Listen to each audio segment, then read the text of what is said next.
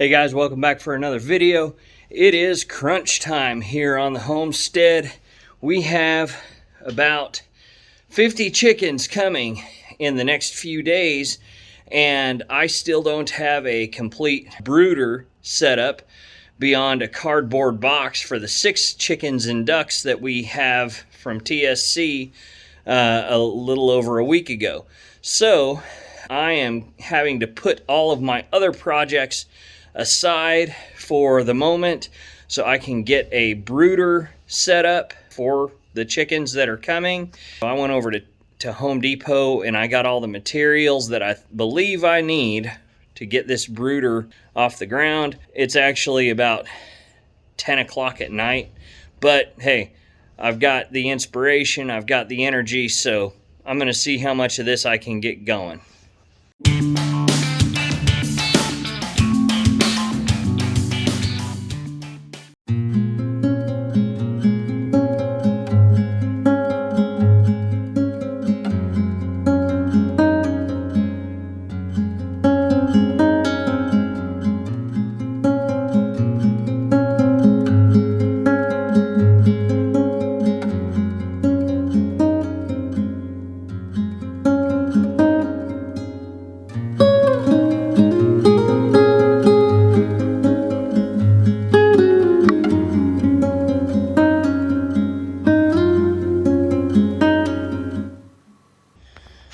Alright guys, it is the next morning after I started working on this brooder. I left my phone outside, so I didn't get a whole lot of video, and I didn't have my tripod, but anyways, here's the brooder, what I've got so far. It will be 3 levels. Each level will be able to maintain about up to 20 chicks. What I've got to do now, it's all made out of 1/2-inch plywood, just because it's not going to have to hold up as much weight as the bookshelf did. That's why I use 3/4-inch plywood for that. This one's just going to have a bunch of baby chicks on it, so I figure it should not need as sturdy a board as the bookshelf. What I'm going to do today is I'm going to put a support in the back. I'm going to go ahead and put a lip on the front of each one of these shelves, so that way the bedding won't fall out every time we open up the doors. Then I'm going to get started on the doors. Well, I might get started on the base. It's going to sit on about a 1.5-foot base to elevate it up a little bit to get that top shelf where it is eye level. And then I'll work on the doors. Once the doors are on, then it's just a matter of, well, then I've got to get some casters to put on this thing. So, all right, so far, this is what I've got for this brooder. Each level is about 16 inches from floor to ceiling. Should be plenty for baby chicks. It's 4 feet wide by 2.5 feet deep, so you know it's deep enough I can still reach to the back if I need to. And I raised it up a little bit. I used scrap lumber to build this base for it. That way we have some storage space for, you know, grit and chick feed and things like that underneath it. Now what I'm gonna do is put a lip on each one of these, so that way when we put our chick feed or our bedding in here, it won't just spill out.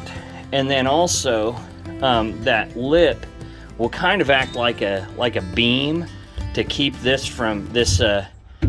floor from sagging. Like I said, it is 1/2-inch wood, so, and it's 4 feet wide, so that could very easily start to sag if there was a significant weight on it. This one is not going to have significant weight. I mean, it's just going to be baby chicks. But to prevent it from sagging over time, I'm going to put that beam on there.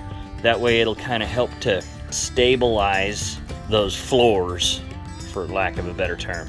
Alright guys, so this is my finished brooder. I just wanted to give you guys an update. I kind of put everything else on the back burner for a few, because on Monday we got the email that our chicks are shipping and they are on the way. So I had to get this brooder ready to go post haste. We've got 50 chickens coming. They are 20 egg layers and then 30 meat birds. And so we wanted something that was going to be functional, that would last us for a while. It doesn't necessarily have to be pretty, but anyways, this is what I came up with after looking on Pinterest for some inspiration, for some ideas. I'll kind of tell you what I did. I went to Home Depot and I got 3 sheets of 1/2-inch sanded plywood, and I took advantage of their panel saw. They will cut the wood for you right there. And this is a frameless construction, kind of like the bookshelf that I made, and I'll link that video here if you're interested in checking that out. So basically, I took 1 sheet of plywood, cut it in half, so that's 4 foot by 4 foot, and then the other half, I cut that down to 2 feet and 7 inches. Then on the second sheet of plywood, I did the same. I did another 2-inch by 7 inches. That made up the back and the 2 sides. And then for the 4 levels here, well, 3 levels, but with the roof, with the top, I cut 3 pieces that are 2 foot 6 inches by 4 feet.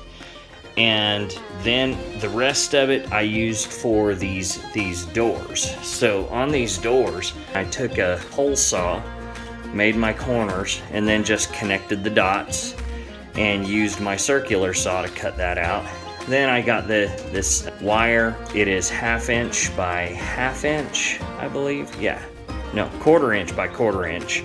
And I just stapled it to the back of this board of the door. And that is how I made the doors.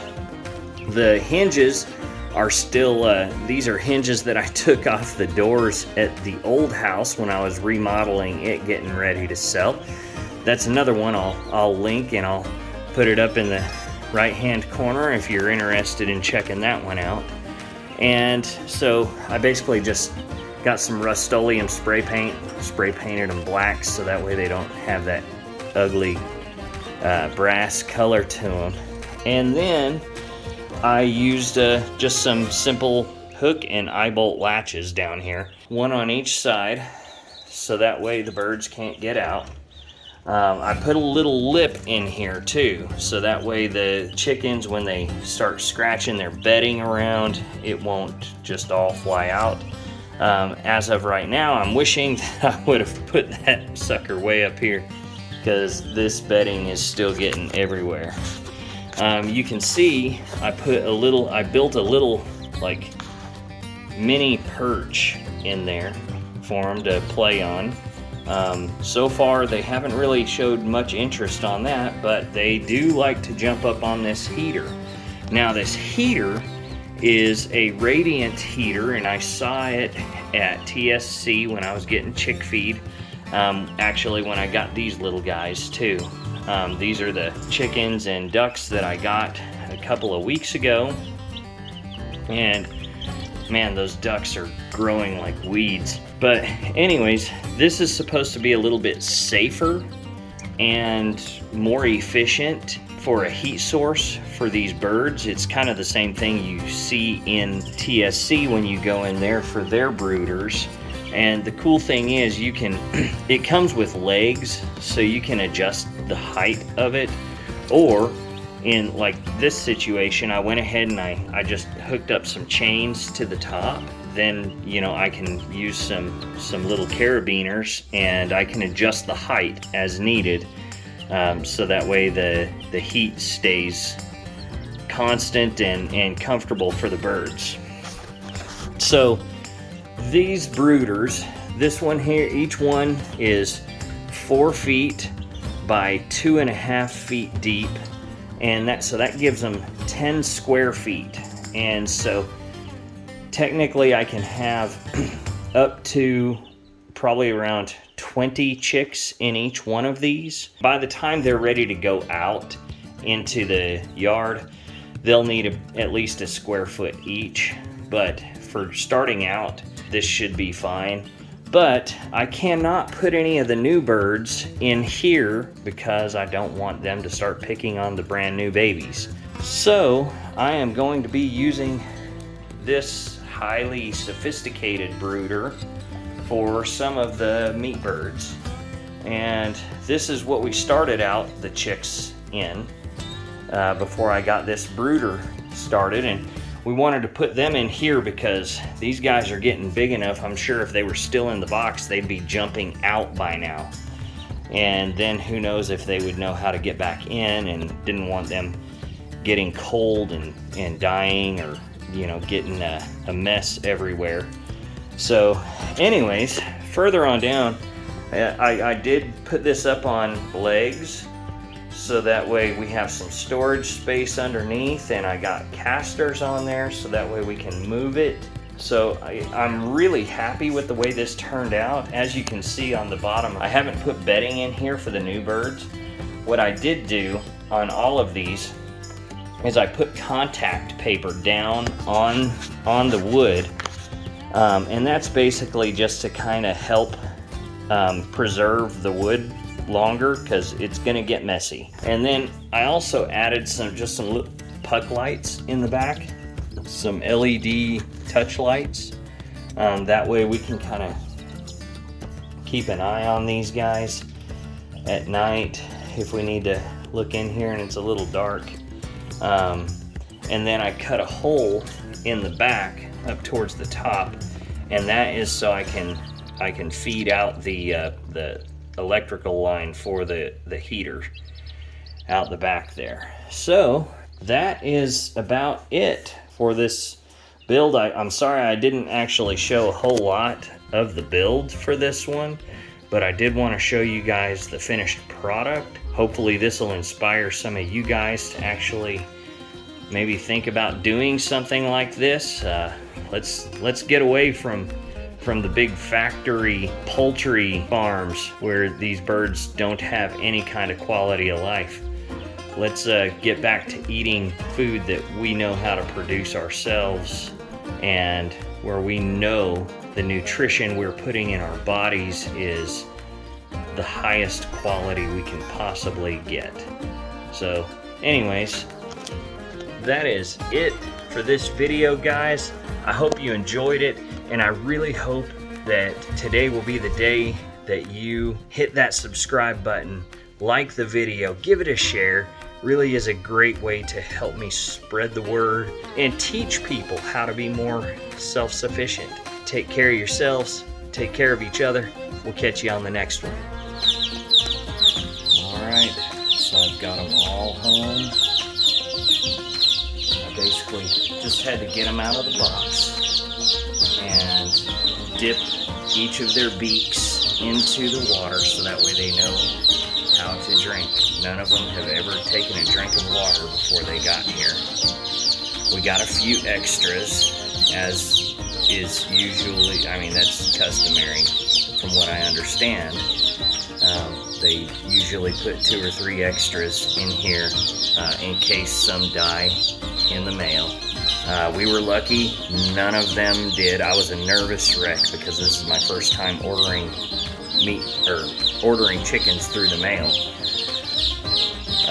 They all seem very healthy. They're all running around. And over here in the overflow, we have these guys here. I'm gonna go up to the shop and see if I can